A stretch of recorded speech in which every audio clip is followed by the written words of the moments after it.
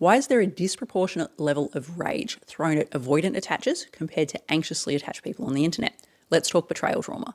So betrayal trauma can show up in many different relational dynamics: romantic relationships, friendships, family, co-working relationships. Essentially, betrayal trauma boils down to us being in a dynamic that we feel is emotionally and or physically safe, and then we find out it's not.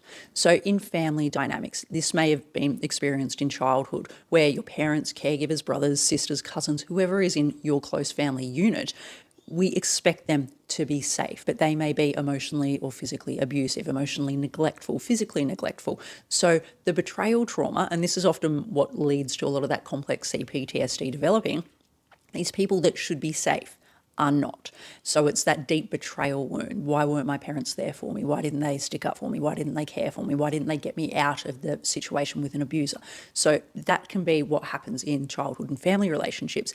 In adult romantic relationships, where the betrayal trauma often shows up, it's often tied in with a little bit of emotional whiplash if we are dealing with an avoidant. So with the avoidant, they are more implosive. So outwardly, it may look like the relationship is tracking along perfectly. You're making future plans. You're going on a holiday together. You've just had a fantastic weekend away. You're buying a house together. You're planning on having children, a family, whatever it is. Outwardly, behaviors and words are looking like things are tracking along. The relationship is progressing. You are feeling more secure, more safe. But if someone is more avoidant leaning, internally, they may have a lot of fear bubbling away under the surface. They're getting a little bit more dysregulated. And once it hits that critical mass, poof, that is when you find out that they are wanting to withdraw from the situation. It might be a little bit of a withdrawal. It might be an abrupt breakup, a ghosting, or a discard. So with that, that's where that betrayal trauma comes in. I thought I had this relationship that was safe. All of a sudden, it is not.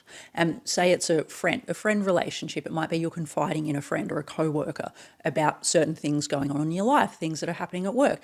But then they share that information with other people. So that is that betrayal as well. So that's where the betrayal trauma comes into play. So why do we get that little bit more hate thrown towards avoidance versus anxious attachers?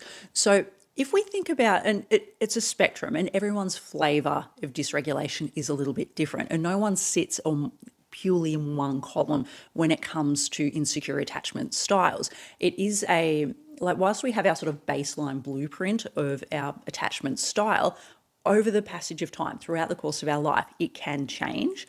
And we may find that in some situations we do learn to become a little bit more secure, but then we might have other situations that trigger a little bit more dysregulation. So we may show up a little bit more anxious, a little bit more withdrawn or avoidant. But our blueprint is relatively stable until we do healing work and work on that, and it can change. But then there might be certain situations where it shows up a little bit differently, because you may have a stable, safe, romantic relationship. So you are learning to become a bit more secure in that dynamic, but you still may be having quite a lot of dysfunction in your family dynamics. So it's a fluid system, it can change. But anyway, for the most part, anxious attachment or anxious behaviours tend to be more explosive, expressive. So you more often than not know where you stand. They're feeling insecure, so they're blowing up your phone, texting you. They're feeling dysregulated, so they are completely losing their mind over, I don't know, you didn't put the dishes away, whatever it is. So anxious attachment tends to be more expressive. So for the most part, you know where you stand. So with that, the barriers go up and the boundaries can come up relatively quickly. Whereas with the avoidantly leaning individuals, outwardly, it looks fine, it looks safe, but internally they are imploding. So you only find out about it when it reaches that critical mass. So that's where a lot of the hate comes towards the avoidant leaning individuals, because it's almost that false sense of safety. So many people feel like they were led on, they were betrayed, they just weren't getting the full picture. So yes, it's valid, very valid, that many avoidantly leaning individuals do deserve a little bit of shade thrown at them, because some of the behaviours that they engage in, and historically, myself included, like back in my fearful avoidant days, I was not healthy and I was quite hurtful to some people. But accountability and a little bit of ego death plus therapy goes a long way. But that's more or less why I feel that avoidant individuals get a little bit more hate and shade thrown at them. It's often because that sort of false sense of security that people have on that. Now, I'm interested to know your thoughts. What are your experiences with this? Do you agree? Do you disagree? Drop them in the comments.